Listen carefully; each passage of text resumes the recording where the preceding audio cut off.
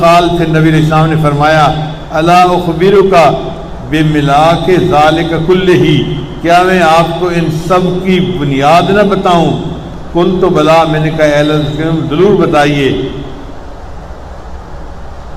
فاخذ بلسانہ، تو نبی علیہ السلام نے اپنی زبان کو پکڑ لیا، وقال، اور کہا کف علیک، اس زبان کو قابو میں رکھ، ھذا، قلت، میں نے کہا یا نبی اللہ، اے اللہ کے نبی صلی اللہ علیہ وسلم، وَإِنَّا لَمُؤَاخِذُونَ بِمَا نَتَكَلَّمُ بِهِ، کیا جو ہم بولتے ہیں اس پر بھی ہمارا مواخذہ ہوگا؟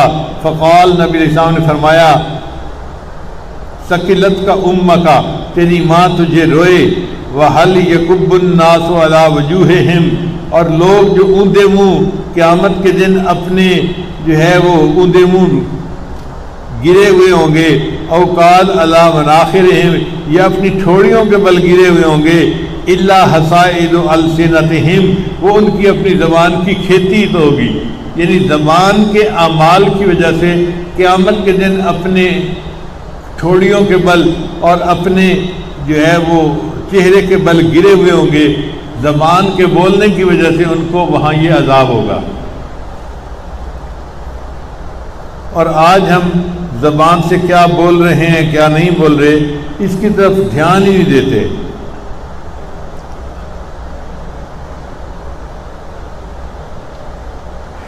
حدیث مبارکہ میں ہے کہ نبی علیہ السلام کو کہا کسی نے کہ یہاں ایک عورت ہے، دن کو روزہ رکھتی ہے اور پوری رات کی عبادت کرتی ہے، لیکن زبان سے پڑوسیوں کو ایذا پہنچاتی ہے،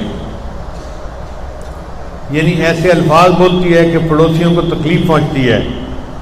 تو نبی علیہ السلام نے فرمایا لا خیر فیہا، لا خیر فیہا، لا خیر فیہا، 3 مرتبہ فرمایا اس عورت میں کوئی خیر نہیں، کوئی خیر نہیں، کوئی خیر نہیں۔ وہ دن میں روزہ رکھتی تھی، رات کو تہجد پڑھتی تھی، لیکن چونکہ دوسرے لوگوں کو زبان سے تکلیف پہنچاتی تھی، نبی علیہ السلام نے فرمایا اس میں کوئی خیر نہیں ہے۔ اب کئی عورتیں گھر کے اندر اسی طرح کا معاملہ کرتی ہیں، اپنے خامند کو ایسے الفاظ کہتی ہیں کہ اس کو جینا حرام کر دیتی ہیں، تو ان عورتوں میں کوئی خیر نہیں ہوتی۔ یا ایسی بات کہتی ہیں کہ گھر کی دوسری عورتوں کا جینا حرام ہو جاتا ہے، ساس بہو کو کہتی ہے، بہو ساس کے بارے میں بات کرتی ہے۔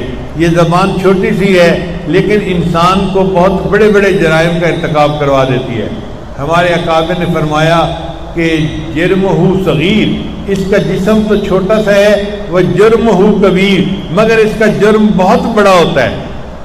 اب جو بندے شرک کرتے ہیں وہ اسی زبان سے کرتے ہیں، کفر کرتے ہیں اسی زبان سے کرتے ہیں، اس لیے زبان کو ذرا سمجھداری سے ہلانا چاہیے۔ سب سے بہتر تو یہ ہے کہ انسان چپ ہی رہے۔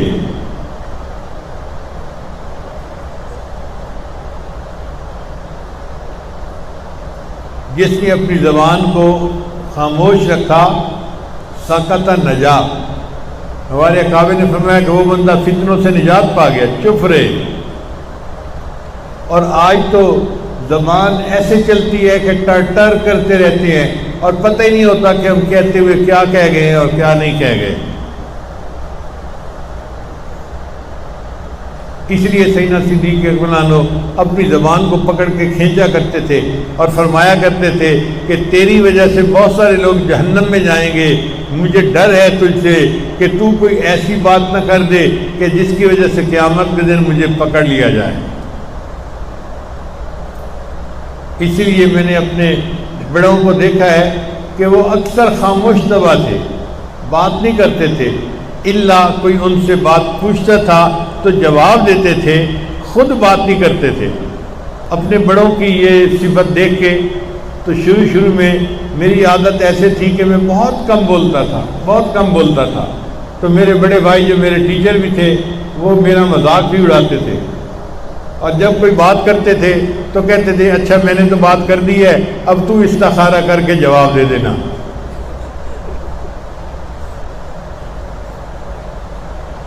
یہ کئی مرتبہ وہ بات کرتے تھے تو میں خاموش بیٹھا ہوتا تھا، اور امی بھی ساتھ ہوتی تھی تو امی کو کہتے تھے امی میں نے بات کر دی ہے، اب یہ استخارہ کر لے پھر یہ بھی جواب دے دے گا۔